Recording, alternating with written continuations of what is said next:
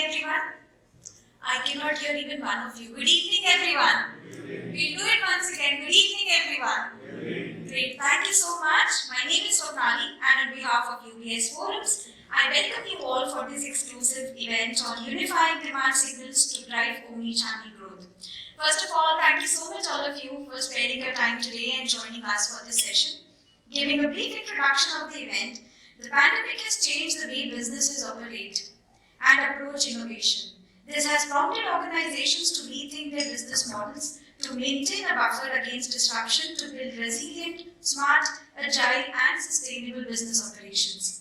Future-ready, resilient enterprises need to understand today's consumers are digital savvy and are constantly connected. Thus, it is critical for enterprises to meet the customers where they are and understand how they wish to interact with the brand. Today at this exclusive event, we will discuss the best strategies to build connected and agile supply chain networks, which help in achieve real-time transparency and performance management from the first mile to the last mile by leveraging the potential of new-age technologies to gain a competitive edge and take advantage of future growth opportunities. And with this, let's get started with our keynote speaker for the day. That would be Mr. Aniruddh Srivastava, who is Head of Demand and Supply Planning at 𝗕𝗂𝗶𝗃𝗄 𝗓𝗏, Automotive, Farm Equipment and Agribusiness. With this, please welcome him with a huge round of applause. Good evening, everyone. I hope I'm audible. Okay. I do not have a prepared speech, so my introduction has already been given. I have some thoughts to talk to you and kind of engage you today. The topic is quite comprehensive, so I'll try to keep myself limited. I'm using my phone as my notes, so as you can see, times have changed, so we can no longer need paper to speak and to connect.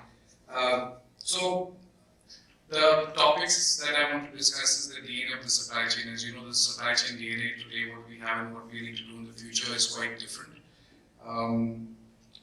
First thing is connecting the dots, right? So you have a multi-channel, multi-node distribution network which fulfills your customers. So you need to be able to connect the dots. And focus needs to be on synchronizing the flow of material information through the network.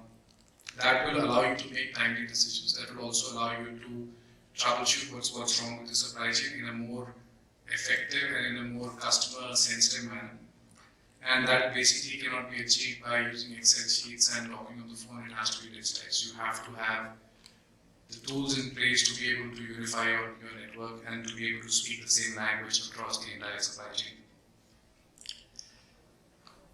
The second is about restructuring organizations, right? The traditional organization structure of a supply chain, which is, let's say, from sales and demand to operations and warehousing to sourcing and procurement and vendor management. These organization silos need to be kind of, if not broken, but at least they need to become more in sync with each other, and they need to connect with each other, and they need to speak the language which is common of a supply chain. And this is not just possible by just talking in theory, but you have to rebrand and change and recreate the job titles that people have, right? You cannot be a sourcing professional or a demand professional or a fulfillment professional. You need to have skills that go across the spectrum, and that will require you to promote scientific decision making rather than firefighting. So if you see, the focus needs to shift from firefighting. It needs to reward people who have the skills to integrate the flow of information material and also be able to make decisions. If you have to do something like this, the point being you have to upskill your supply chain talent, right? So talent is absolutely essential. As well as the people you hire. Your business can still do great, but I think that the key component is people which you have. And you have to promote systems thinking. It's no longer one piece of the entire chain. You have to have people who are able to think across the spectrum and they have that systems thinking mindset. And then the rewards and the recognition which comes, that has to be for alignment, coordination, and enabling better flow throughout the network. It just cannot be that I have met my sales target, I have met my throughput, and I have met my cost factor. It has to be a balancing act where you're able to balance your service with your cost of doing business, and in cost you have to also optimize and understand trade-offs between warehousing, transportation, logistics, and inventory. So it has to be all of it together. The next topic that I wanted to emphasize is the unboxing of technologies, right? And how do you create this disruption if you need to. So if you see today, given how traditionally organizations are structured, you have different organizations executing different core processes and using different tools to do that, right? Or some have tools, some don't have tools. If you need to make and leverage technology, then you have to do it across the entire spectrum. That means demand, inventory, replenishment, allocation, transportation management, control tower applications, all of these have to be deployed and they all have to speak to each other. It's no longer possible that you're going to download data from SAP, that you're going to download data from your demand planning system, then download data from your warehousing system, check and transportation management system. There are people sitting all across the board trying to download data, put information together to make sense of it. That's not how you can unbox the true potential of technology. It has to be consistent, it has to be integrated, and it has to be in unison. You have to have all these pieces in place.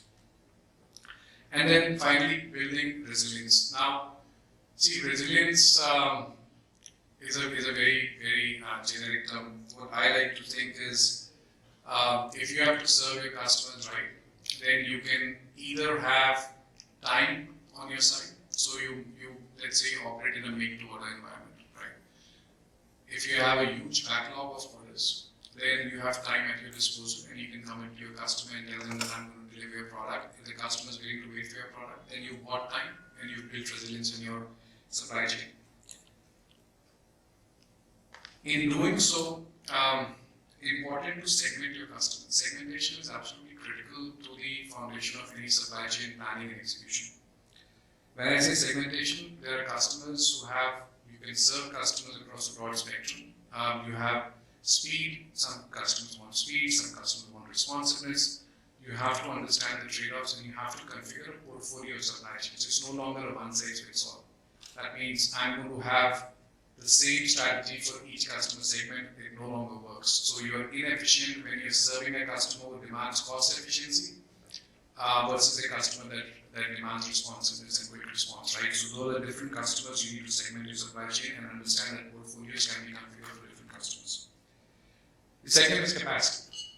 So if you have peak periods of demand where your demand peaks because of either cyclicality in business or seasonality in business, or because of promotion incentive, festive seasons coming in, you cannot have a network which is 100% utilized. Your manpower, your warehouse infrastructure, your fulfillment centers, you need to operate them at 80 to 85% capacity. Why so? Because if you do not have capacity, your orders will start to queue up and your inbound material will also start to queue up. That is going to create chaos and you can no longer predict and promise to your customer what you need and when you need.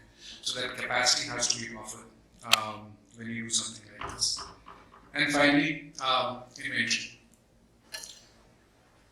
So, depending on what kind of business you're in and what vendors you have, either your vendors are capable of supplying to you when you need it as you need it, or your vendors have limited capacity and then you have to pre-build inventory.